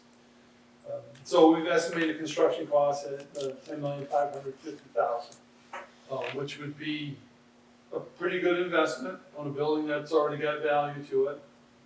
But it's rebooting it the way we see it, with the exception of a couple of things we've already identified. We're gonna have to do something with the windows. We're gonna have to do something with current infrastructure that's okay right now, mechanical systems are there and working, but there will be a time shortly down the road, is about 10 years. Yeah, so I'll restate what you just said. When he said windows, he meant that was a future thing that's not in this number. The roof is in this number because that's an immediate cost, and you have to do that in order to move into the building. The windows are something that the city can save up for and deal with when they get tired of ongoing sealant replacements. Which is about every 5 or 6 years. Yeah. The mechanical systems, there's gonna be some, I think it was estimated 5 to 10 years left on the RTUs, the roof vent units. One of them is older than the others, but generally they're still functional. What kind of cost is that then to replace? There Do you have are rough, there's 7 units, I think, 7 or 8, somewhere in that range. Probably would be in the $700 to $1 million range, Each? something like that. No, total Okay. replacement. It could be less than that, I mean, it probably is, I was thinking of Yeah. distribution included, right now, distribution's in place, you'd have to replace just the equipment, so it's gonna be less than that. But I wanted to point that out, is that we're rebooting the building for a new life cycle. So when we say that, we mean it's about a 30-year outlook before we have to spend any money. But I wanted to recap the ones we said you need to know about, the sealant and the mechanical units, you're gonna have to touch those. You don't get to wait 30 years for that. And that's not special to you. Any new building, you need to start thinking about resealing and building equipment, you can say it's 20 years down the road, but it doesn't last 30 years, so. The windows, obviously the resealing, but they're pretty efficient at this point. They're not the top of the line. They're not single pane. just the same one that So you're. we're gonna get into energy at some point here, probably at the tail end of this budget conversation. But they're insulated windows. It's just the window system itself is outdated, and you can tell just by looking at the building. But when glass is broken, they couldn't get replacement parts for that window system anymore. So they took the glass out, put the new glass in, and then they just used glue and sealant to reassemble the thing. Okay. So that sealant that's what has to be failed over replaced. time, and then you have to go back and replace the sealant to keep that water tight. Okay. And those go bad every 5 to 10 years. Okay. But because there's so much glass, you'll have to double check it every year or two. But with this investment, it's not a patch. You're rebooting the life cycle of the building. So with that said, we're looking at we like to look at projects as a total project. So when you say how much does it cost, a lot of people would say how much does it cost to build it. That's one thing. But you're making a much more commitment than that. There's things that go along with it with soft costs. You're not going to take all your furniture here and move it over there. You're going to get some new furniture. There's going to be a lot of new equipment for fire in terms of what they need to do their job, not just building equipment like HVAC, but I'm talking about firefighter equipment. So that's built in there. We didn't look at their inventory. Some of it might be perfectly fine. There always is something that we move. So this number goes down from there, but we're trying to build in your. So like there's furniture costs, that's all in here. Yes. It's encompassed in This here. is, I'll call it like a turnkey cost. Okay. And so you don't keep getting, and then you gotta buy, and you gotta buy that and that and that and that. And that's usually what happens when people think of a project, Yeah. is what does it cost to build it? So We that's think in of the as- $14 million. when you Yes, say- that's Not total. necessarily in the 12, No. 950. Furniture and new No, equipment. the total project cost that we're suggesting this would be is at $12,950,000. And that includes furniture. It's total project. But we're so high up here, there's so many unknowns that we say this bottom, there's a range. And we've built into that soft cost, we've built in a contingency. Not the red. You're That's what talking I'm about the looking at. yellow. You're talking about the yellow is the Yellow. range. Yellow is the range. The red is if you built But the whole in, and in that is your contingency, which, I want to do this. That wasn't in the plan, but I want to do it now that I see it's possible. So Sure. you add to it. There's also a contingency, something didn't work out amongst the contractor, the engineer, the architect. That always happens. So it's built into that on the construction side, not the owner side. So you don't have to worry about that. It'll get taken care of as the process of building the building. And there's bond issuance costs, legal costs, all those things that you're gonna pay for. You just wanna know what it's gonna cost in total up front. So we try to build that in for a total picture. We could easily not show you that and say it's a $10 million project, but you're gonna be unhappily surprised when you start getting all these other things that's gonna cost you money.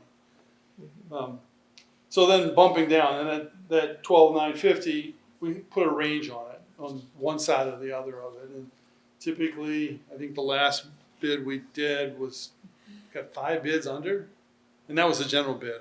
That was a Canton project, I think. Yeah. And so typically, we're pretty darn good about what this is. And we don't do it ourselves or by ourselves. We do it. But we include a lot of industry partners outside that are building things every day to come up with these prices. So we're generally worried because it's a guess, it's like Sure. it's an estimate, but we're generally in the right range so people aren't unpleasantly surprised. Dave, can you the red, the 23 to 28? So we looked at a couple other things. I told you the alternative plan, so that's about $500,000 less than this.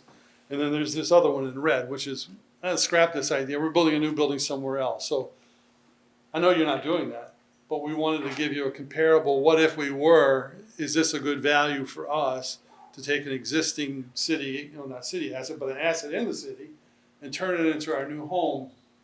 What would we be looking at if we tried to do this differently? And you could kind of see there's about twice as much money to kind of start from scratch. That's not always the ratio we see because we do a lot of existing building renovation additions. Sometimes they're a lot closer. Sometimes they're so close it makes more sense to build a new building. Like I'll use an example of East Point City Hall. We did the same sort of thing, and the analysis was it's cheaper to build a new building. But your potential building has a lot of strength and life left in it. And it has things that have been newly done that we can use in your new thing. Some buildings don't have that. So this ratio is far apart. Gotcha. But that's a realistic number. If you were going to say, I'm going to go build a 32,000 square foot building, mixing fire, sheriff, and city functions together, it's going to be about that much. It would have been way different 5 years ago, and even more so 10 years ago. But right now, this is about where you're going to see prices trending. On the Home Garden Network, which I'm stuck watching because we counter the ESPN that's on my house, they would call it has good bones. There you go. I've heard that lately. All right, you can join the team. Good boy. Do you want to touch on the energy comments? Yeah. Also, that Greg was looking at renovating his building too, right? Yeah. So we my looked at question. your energy consumption costs for this plus fire is about $75,000 a year. That's a cost. Evaluating what this new building would cost, we see about a 20 to 30% savings, primarily because what's there. Plus the roofing, which Nate in the report kind of indicates. Nate did a thorough review of that. We think our 12.5 on roofing over there right now. We know it needs to be changed. It's either saturated with water or it's just not going to meet current energy codes when we put a new roof on it, which would be an R30. That'll save about 6% in terms of energy loss. So that's part of that 25 to 30% savings. So you're looking at an annual savings in energy consumption around $20,000 to $22,000 to stay here or move, wherever you move. You're consuming a lot of energy here that you wouldn't in just about any other building. Newer building. Yeah, I'm sorry. I think newer building. So that's another thing to kind of mix into the cost equation is you have an ongoing savings for a smarter building in terms of the way it's currently built. It's not perfect. I mean, it was built long enough ago that the walls are not as good as they are if you build them today. But the roof we can make right in terms of what we would do to it. And the windows are insulated glass, so that Yeah. improves. Yeah. How much is it to put the windows in roughly? I did not estimate that, but it would be a six-figure number. There's a lot of glass on the building. Maybe more than that. Maybe get seven figures. Yeah. So it would be something you save up for. And I'll just make it clear, you do not have to do that to move into the building. It would be something that you can save up for, years down the road. It's a system that can be maintained. It's just a system that's going to, have some minor costs associated with maintaining it. And kind of for that, it's a system you would never have to replace. You just have to always maintain it. It's not a system that, oh my gosh, I got this window system. So, It's yeah. just difficult to maintain because the parts aren't available, but it's maintainable. And like I said earlier, every building that has windows like that needs to be resealed every 5, 6, 7 years. It's just a routine. Sealing doesn't last forever, and it's something you have So to it's do. roughly $1 million, let's just say? Yeah, so it's an optional cost, but it's something that the city might want to consider doing. Yeah, and I'd caution on the $1 million. It's a number, but Yeah. we haven't looked at it. Okay. Yeah, we Could have- I just didn't, I really just wasn't threw that sure out. Yeah. what stratosphere we'd be in with that. Could be That's significantly actually less than I thought. My guess, if Nate and I were in different rooms, I would have gave you a different number. It would have been lower. Lower? That would have been my number. It's building's like 200 feet long, times 2, 400 feet, times 2 because it's 2 floors. Yeah, so, So 800 feet times 4 feet high, top to He'll bottom. come up with 800,000. So it's 32,000 square feet of glass, and it's probably about $40 a foot. When you're looking at Maybe even at Close. And the so water, it's definitely a six-figure number. yeah, it's 6 figures, but You might not hit something. I don't think it'll. and the water damage that already exists, that's very surface, right? Yeah, so, there was a couple locations where we had some mold growth growing at inside corners of the brick that was mostly derived from, sealant failures and water getting in and behind the brick. Outside corners, we saw a darkened brick, which had indicated the coping had failed and let water in. So there's a few locations like that. But if you arrest and stop the problem and then clean it up, it goes away. And that's impacted greatly by the vegetation that's so close to the building. Not getting the sunshine on that wall impacts it. Not so much that what comes out of the tree is the factor, but what the tree does by blocking the sunlight does have an effect on it. Not to mention the stuff that falls from the tree. Yeah, tree trimming was on one of the recommended things that I put on. None of this can be put back in Oakland, huh? Sorry. I mean, I don't know. When you're Everything's buying a or selling a negotiation. house, you negotiate if the roof needs. Yeah, maybe. I mean, we could. Yeah, and that's what our Totally due reasonable. diligence, 60 days Yeah, is, At to the go very back. least, you could consider looking at that roof leak. That's a pretty bad That's issue. huge, that's Yeah. big. Mhm. They should have fixed that before it became, Well, could that still be a negotiation? I mean, we go back, we have Yeah, we're not locked into anything. we're not locked into it. No. I mean, I would try that, my gosh. Because that's a big, Why wouldn't you say 50-50 on the roof? Why just fix the leak? We're getting a new roof, yeah, you pay no, I would half. say, yeah. Yeah, it's Exactly. required. I mean, Negotiate Thinking like a that price. homeowner on, what's the name of your show? Yeah. That's what I see, it's like, oh, I'm not fixing that, I'll pay for I half. think you should. I don't think we should pay that amount of money with Love that it or kind of list it. damage. Love it or list it. All right. I love that show. I do, Seems My like a mom reasonable loves that one. Yeah. More than but reasonable. not with, Yeah. I would say. I like the old people. Did All you right, want to so- quickly touch on the existing facility assessments that going for? Yeah, so Yes, Um, please. we had Fishbeck Engineering, which they also do fire stations and city halls. Right? So they went through the fire station and city hall to look at renovation costs. Not to make any major changes that would cost more money, but to pretty much bring it up to code as it exists now. So that's supposed to be back, they're saying Friday. And then I would look at it, make sure it contains everything that we asked for, and then we would set up a work session date to Do go you over still that. have years from 10 years ago or 15 years ago when Yeah, we we're did from- that? From 2005, 2007, Uh-huh, and then I have one from before that when I was another firm. Yeah, but I think the 2007 one's the one Yeah, I'm referring to. 2007, yeah, I have that. And we did one in 2015 also. Oh, did you? Just imagine how Okay. much energy savings it would have had if they. Yeah, Well, actually, yeah, we were that would kidding have to about be that. had to The energy savings from when I first did it would have been $400,000 Right. up through today. And then we're also, with Plant Moran, and finance looking at different options to pay for this. Yes, So, oh, I was going to ask that, how? Yeah. What are the What kind of options, do you Right, are the know? options, exactly. yeah, so, Oh, you don't know what the options Well, I yes mean, or yet? so we have, some cash, right, but you're gonna have to bond for this. And so. Is that a bond that the people vote on? No. No. So it's gonna be, you're already doing a bond for water and sewer, doing a capital improvement bond. So you can add this project to it, and then the general fund would pay its portion of the bond. You do get savings because the bonding for this would fall exactly in line timing-wise with what we're doing for water and sewer. So you would save costs on the bond itself, rather than We doing can two separate bond up bonds. to that much, because I mean, that was the big issue when we were talking about the water plant. We could only bond to a certain amount. Yeah, but you're not even getting close to your debt ceiling with what we would, because the only debt we have right now is the ice arena, Yeah, that's taken 3 care of. million, 3.5 million, whatever it is, so your debt ceiling's got a lot of room in it.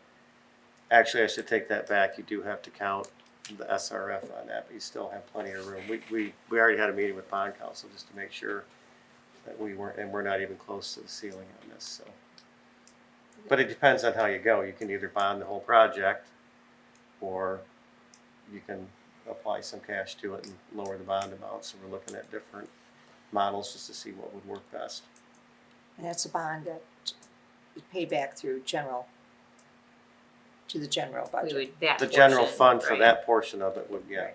take care of the city hall, and then water and sewer would take care of its Water, portion. yeah, I realize that. Yeah. Okay, I guess we really need to know more about the numbers. I mean, Oh, I would for like sure. to see the numbers.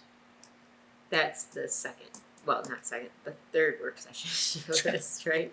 Yeah, it's Yeah, we have We have probably to go back to It'll be Oakwood with by Fishback, September won't it? 1st, correct? Well, No. no, because we gotta, go ahead, Right. Greg. what. So when Fishbeck gets us back, we'll set up a date for them to do a work session. Commissioner was asking about the expiration date of the due diligence period. Oh, so that we got an extension on it through September 25th. Good, you can negotiate, So absolutely. I just, we could have really hurried this thing before, but I'm like, we need a little more time. It's too much to, I mean, this is a big step. And Yeah, I think you wanna we all rush it. wanna feel comfortable and Should, digesting it all. Just a question. Isn't a third component that I haven't heard discussed tonight what the value of this property would be? So we're saying it cost X to build this, it would cost Y to fix this up, so we have to keep that in mind. We're gonna spend $10 to build new, or spend $3 to keep this, so maybe our cost is only $7 here. Mhm. But instead of that 7, wouldn't you also be considering, well, we're getting 2 for this here that we wouldn't have had? So the cost of the new building is not 7, it's $5 because we're getting extra money for this. Doesn't seem like there's any discussion about that.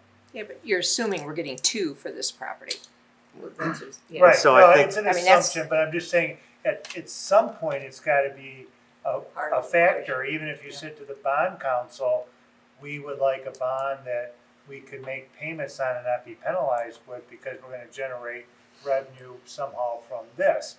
And our revenue might be a couple ways, right? It's from the hard sale, or that, plus the additional revenue that's brought in for taxes for this property. So, I mean, I think if you ask bond council, they'd say they have to have some flexibility in how they're locking us in on this. The problem we have is it depends on what model you go with, because you're taking a property and we're going to dictate what's going to be on it. And then we're talking about doing like public-private partnerships. So, so the tax revenue from this could be years down the road, right? It's not going to happen immediately. I mean, it's going to be a year or two before we could even move out of here, right? And then you got to look at what's the best way to sell this with these stipulations. Yeah, And you've got 2 buildings that are here that are going to probably cost 1 point something $2 million to tear down. I don't know. I mean, you know, we're going through this with the water plant. It's gonna cost us about $2.5 million to tear that down. Yeah. So, So there's- yeah, I mean, it just depends on what the environmental comes back with.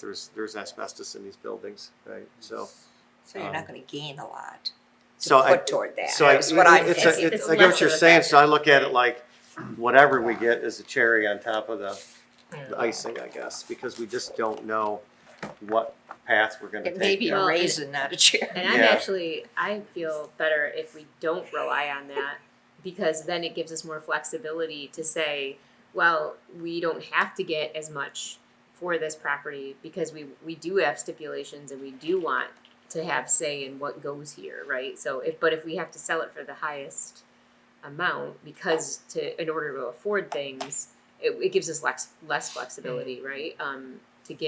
To leave public access and to do the things that I think we want to do, right? I think it would, well, you said Fishbecker's doing it, so I'll wait for that, because I think that's going to be something that's going to come up. You're gonna need to be able to Sure. tell the public, this is what it's gonna cost Sure. if we do this, Yeah. I mean, because Absolutely. this is not a, $5 million project. I mean, this is gonna be. Right. And you wanna be as transparent as possible Yep. with everyone. Absolutely. But, and we have to do something fast, especially with City Hall, right? I mean, it's bad. It'll last through the winter. We know. I mean, we Like have water, flex, we They've got a lot of got a lot of glue. fingers Yeah. crossed. we do have flexibility because we've got, so we had, we were trying to obviously keep cash on hand for this project, but we have still $1 million from the Ice Arena Bond Fund we can use for a project. And then we have, like $3 million in there for seawall replacement, that the seawall's not caving out yet, right? What's going on is everything's caving in behind it because the sand and the dirt is washing out because the seawall flexes. So we've got time, so we can push that out. And so that's what I mean, there's a lot of moving pieces that they're looking at right now. Right, and if you're going to be keeping the waterfront, you're gonna be responsible for that seawall. Well, this You is, know, I mean, so on the other side, even on- it was the well, other side, this one's a lot better Not shape better, on this. but either way, Yeah. you're gonna, And then I'm still think we're gonna get some kind of funding for that, but. good luck. With the other infrastructure concerns we have around the city, how does this funding impact that? So, Well, that's what we're looking at, because we've got the capital improvement plan now. And when we look at, what really, because we've been doing most of it, the really only two big things that are standing in the way is the $2 million match for the bridge. And then, for that seawall. And that seawall can definitely be pushed out, and there is opportunity for funding for it or an allocation for it. So we've got a lot of room with the capital improvement plans that we have in place right now. but if we expanded it to include the issues with the sewer, how? Well, that's a We have to different fund fund that though, separately, right? I okay. mean, so water and sewer is paid out of the water and sewer fund. The capital improvement projects we're talking about get paid out of the general fund, so. But the sewer fund the sewer project could create another big debt for us. Well, the Meaning, either no, no, way, no, I the- mean, you may have to, you're going to have debt no matter what pocket it comes out of, is Well, what I'm saying. but your water and sewer rates, you can control that. Well, yeah, but you right. can't raise them so high that, it's Well, gonna but take care of what we're looking What project for. are you talking about though? Well, we're Because the- talking about the problems we're having right now with the Right, sewer and okay. some of the, No, I just thought you meant the 7 No. million that No, we're no, no. bonding, that's already been No, factored yeah. in. no, I'm talking about Sewer separation. Right. the possible issues Right. that we may have to address, and I'm just saying, yeah, it'll come out of a different fund, but it's still a debt, Sure. and it's gonna be out of the full, Yeah, but I mean, it's not gonna affect what's going on in the general fund. well, it can. How so? Well, you either have to raise your sewer and water to cover it, which you will have to do, but that's still going to be a debt if you can't collect that. But it's a debt on the water and sewer I fund, understand, not the but- general fund. But It's on like the I whole have- city umbrella, It's a another big debt. umbrella, it's just And- another Well, no, debt, let's- is what I'm Let's saying. back up, because there's two ways to take out a bond for water and sewer. If you do a revenue bond, it doesn't count against your debt ceiling. Okay, So, Yes, if Maybe you- it doesn't count, but we still So- somehow have to pay them back, right? Right. No matter, call it a bond, call it whatever, somehow we have to have the money to pay it back. right. and to cover the interest that is going to be involved. So I'm just saying, there's just some other issues. And even either though way, it's a we are different gonna have to fund, I mean, spend. there's just money. a lot of issues here. And it's hard to know without knowing what the costs are for this, which I guess we'll know very, very Sure. soon, without knowing how much we can sell this for. I mean, there's so many variables, so I'm not trying to push it. But yeah, just knowing in the next few weeks, I think we'll know. It'll be a little bit clearer, Yeah, so I'm not trying to stress about it right now. But, exactly. you know, with Stress it people too. coming in, It's it would tough have to be- when it's tough when you get these little pieces of the pie, right? We don't know the whole picture yet. And it's tough to like. For me, I struggle when we get a presentation and then it leads my brain to more questions, right? But they're questions that really can't be answered tonight, like you're saying, right? And that does stress me out too. So, Commissioner Yeah, Calhoun, no, you are, yes. I'm not pressed about But about, yes. about not having the answers. But now, it does, it does. We I see just what you're know saying. that there's not a lot of money coming down the pipe anymore. And it won't be for a couple more years before we start seeing anything coming out of Lansing or the federal government. I think that's tightened up so much that I think, you know, that concerns me. Because we, you know, yes, we got 2 million for the riverfront. Okay. We're gonna get another 5 million? Don't think so. You know, I don't know. well, I'm pretty sure. I'm not you're banking on it, let's put it that way. That's right, we No, can't. we're I not guess we banking on can't. anything, but we're doing our due diligence to go after it when Well, we can. of course. I mean, I think you should, but I'm just saying. Hopefully we for the can't. fire department, maybe we can get something. That's what we're trying. that fire, all the fire department stuff is going to come out with the state budget if or when they If we do ever it. have a budget. Right, Yeah. right. I'm Yeah. just- Yeah, Okay, so yeah, we'll I know- think so. I we'll mean, know by the end of this year on almost everything. Right? And- Yeah. yeah, I mean, from what we've submitted with Denise this year, and Hertel, you know, they've both been working on it, but yeah. Do we only have one extension on the? How many extensions do we get on our due diligence period? Just I think if you're gonna, want another one, then they're probably gonna look at rent or something. That's usually what happens when you wanna extend too far, right? It starts costing you. Yeah. You start But if you're paying- negotiating with them, right? Right, the so- rent usually comes if you actually After- decide you're gonna Buy buy it, right. And you just haven't moved. No, I meant out you're yet. gonna move your due diligence period out. Normally, Sometimes, they start wanting, Non-refundable money Yeah. starts happening Yeah. typically, but there are some good negotiation points here that you guys have mentioned tonight, so maybe we can swap those off for more time if we need it. And the fact of the matter is, all these points that you did an excellent job of bringing up, they need to know about that at Oakland University, because these are all issues for other people that would potentially buy the building too. Right. And by the way, it's public record now, so make sure you tell whoever you're gonna sell the building to, what's out there. Right. Well, and it's definitely devaluing their building Right. currently, Of course it is, right? yeah. I mean, Yeah. it's, so the It's leaking right now, these Right. big rains. It's every leaking. time it rains. It Yes, was leaking exactly. when we So went it's- through it. Say that louder. Absolutely Yeah. bizarre, they let that happen. Yeah. well, it is that's disappointing awful because that we they pointed let it out to them. Yeah, You know, on the what first a- walkthrough we did, 6 yeah. months ago or Walk whatever through it your was. your own risk. And it wasn't all that Bring your bad then. umbrella. No, You'd be surprised now. Yeah, it's Oh, bad. boy. Yeah, it Well, if looks you're like it. sloshing through it. Yeah. yeah, that's really too bad. Splashy carpet. Mhm. You just don't see that in the private sector. We'll have to be careful too, because this is now public, Oh, yeah. this whole It thing. is. And we have not talked about, I mean, hopefully if people do listen, as Mitch Hotz, if we are going to put this out there without all of the other things that, this makes me nervous now. Because this is gonna be a Palm Valley headline. It's gonna be scrutinized quite well. Well, sure. Before we and have so- all the answers, yeah. And it should be, yes. and again, But we it's- need all the right. pieces, that's the Right. thing. We need all It's the one pieces. piece of the puzzle or one Right. piece of the pie, right? And we have to make a lot of educated decisions based on all of the pieces. and the other information is coming in. Yeah, Right. and Yeah. you didn't, I Right. mean, And that's it right. wouldn't make sense to give it to you all at once. I mean, It would be you gotta, so you gotta take it in overwhelming. bites, so. Yeah. I wouldn't, Yeah, I think we're I doing wouldn't it. survive. I feel comfortable with how you're presenting this to us in pieces. I don't know about the rest of the commission. I think it's been this process. I feel like has been to get these pieces in chunks where you can process it, right, and have time to think about it has been a good process.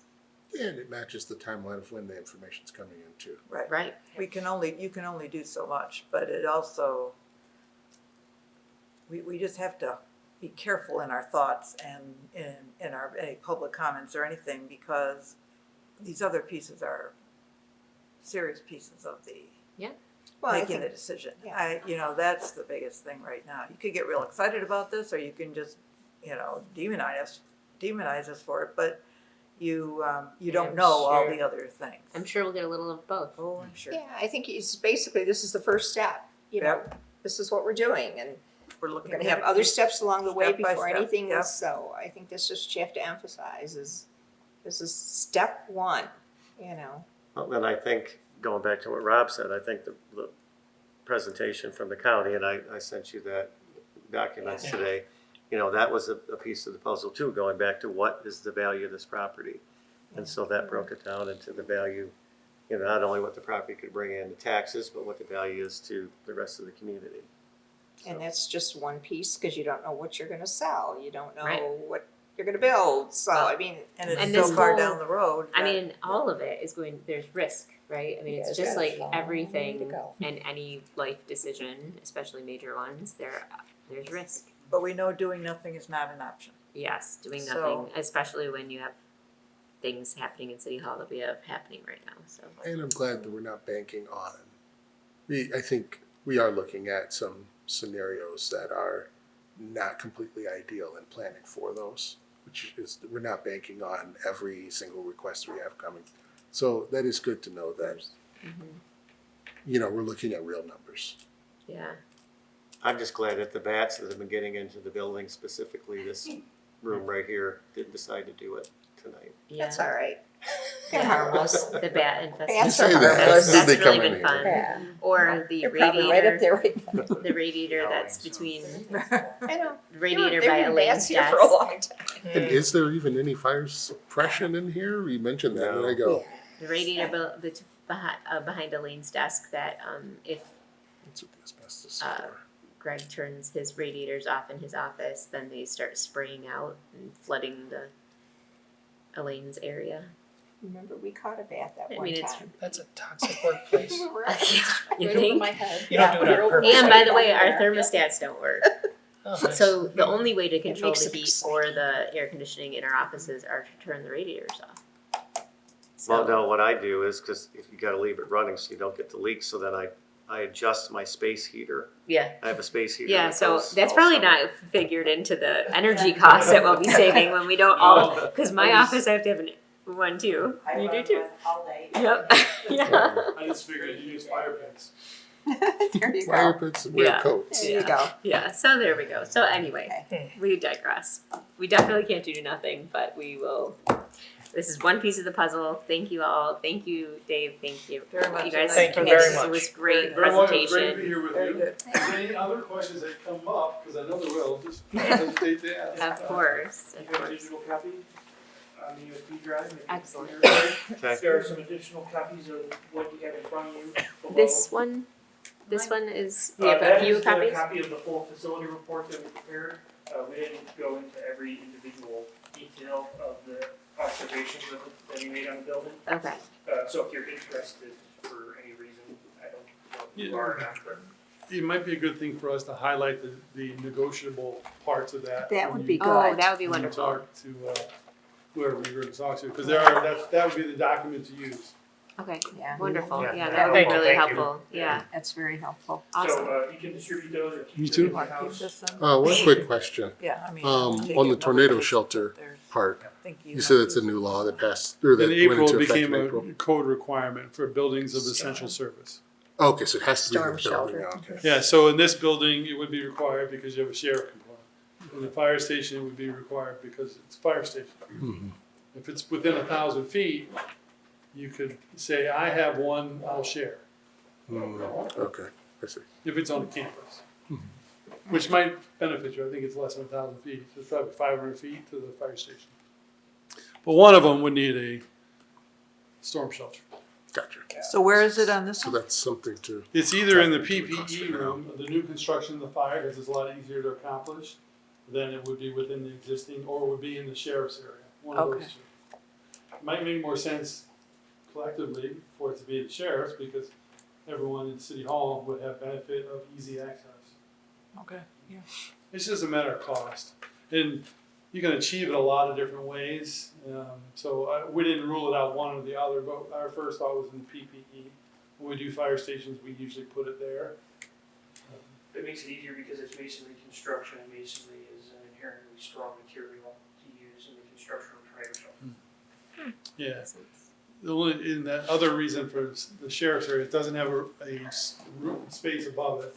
So if we were to put it in the first floor where there's a second floor, the storm shelter has to withstand everything else around it falling on top of it. So the second floor would have to collapse, hit the storm shelter, and survive.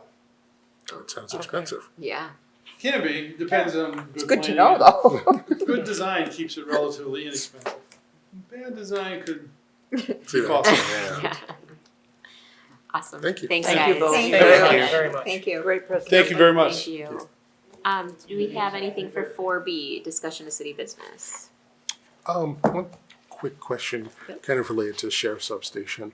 That building on, let's see here, I think it's on North Walnut, North, I Yeah. think it's on North Walnut. there's The, two buildings.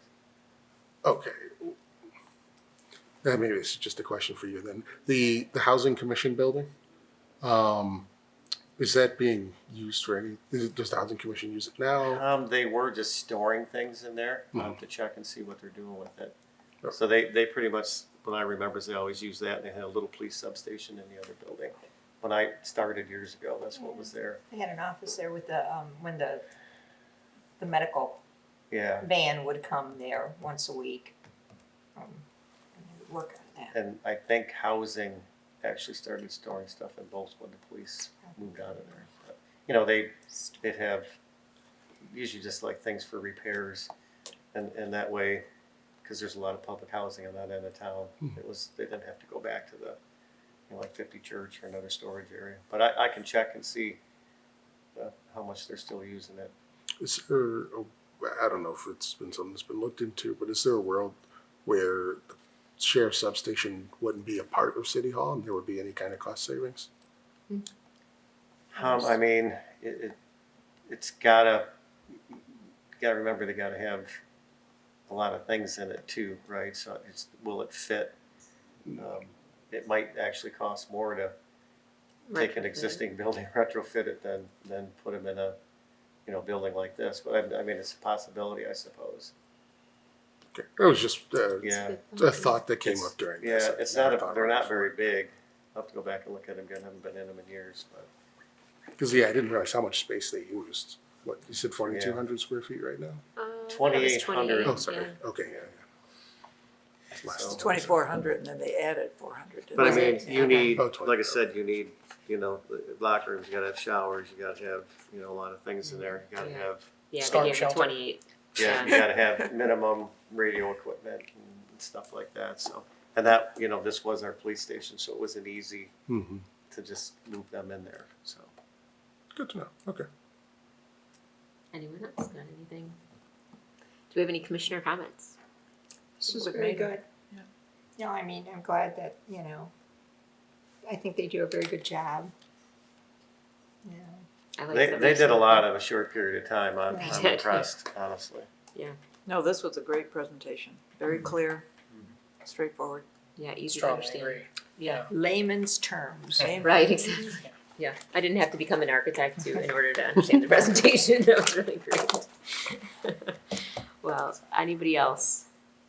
All right, well, with that, I will entertain a motion to adjourn. Motion to adjourn. Support? Anybody questions, comments about adjourning? All those in favor? Okay. Any opposed? Good night. Thanks, everyone.